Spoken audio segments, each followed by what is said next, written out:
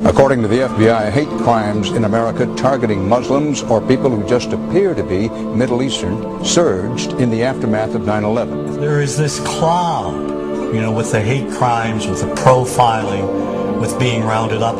Again, I think this illustrates the power of film, that in spite of the reality, in spite of the material that we know to be true, we still embrace the mythology.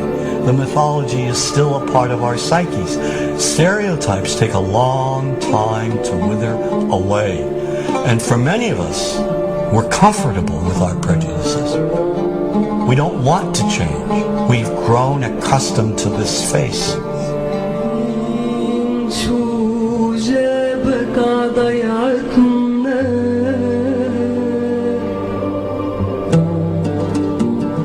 When we think of Arabs, what do we see?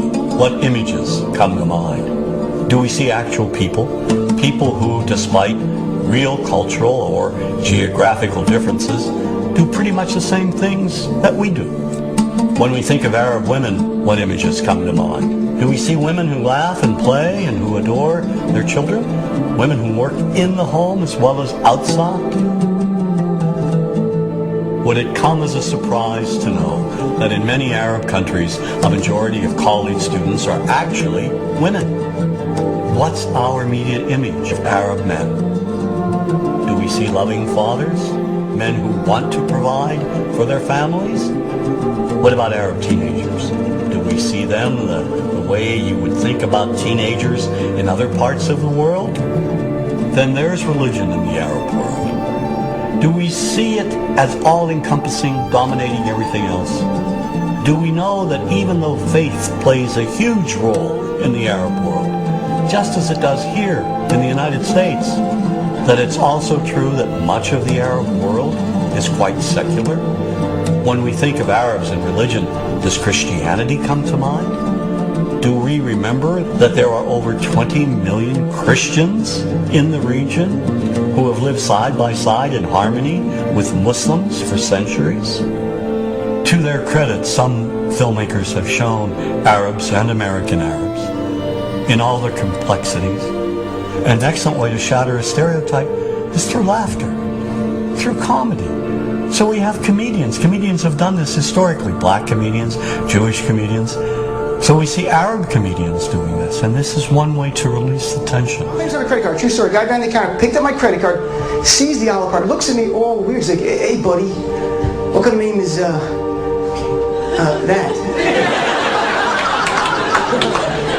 I'm like, well sir, it's an Arabic name. He goes, yeah, what does this mean?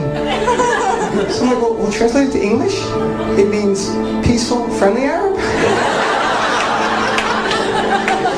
But he's not happy because, yeah, what Arab country is your family from? So I tried the most peaceful, proper one that he would like. So I'm like, we're from the same Arab country that Aladdin is from.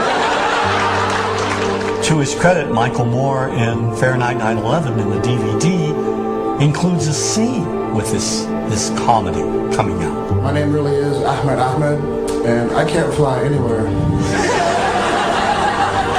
All you white people have it easy. You guys get to the airport like an hour, 2 hours before your flight. It takes me a month and a half.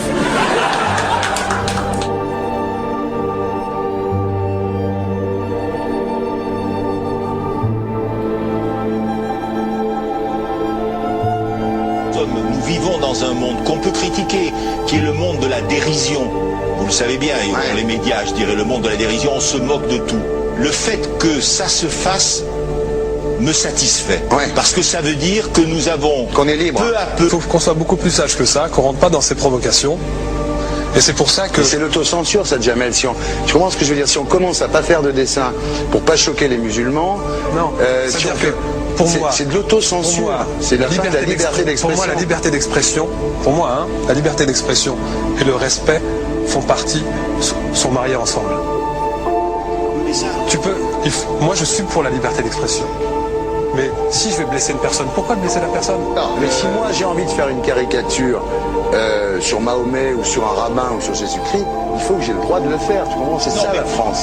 Quand tu sais que tu vas blesser 10 millions de personnes, pourquoi tu vas les blesser? Pourquoi? C'est la liberté, c'est ça. C'est la liberté de...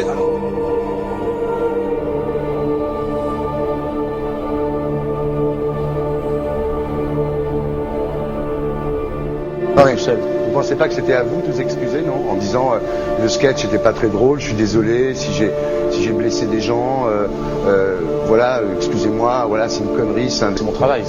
Mais vous referiez pas le même sketch quand même? Mais le spectacle que je fais reprend en grande partie les lignes de ce sketch. Mais il y a un truc que je comprends pas sur cette affaire, c'est qu'à aucun moment vous avez senti le besoin de vous excuser et que vous en avez rajouté. C'est tellement surprenant, c'est tellement inadmissible que j'en suis choqué, voilà. Dans un pays où on peut parler, on peut s'exprimer. Et là, pourquoi tout d'un coup, sur un sujet, on ne pourrait pas s'exprimer vous savez bien pourquoi on ne peut pas s'exprimer. Pourquoi?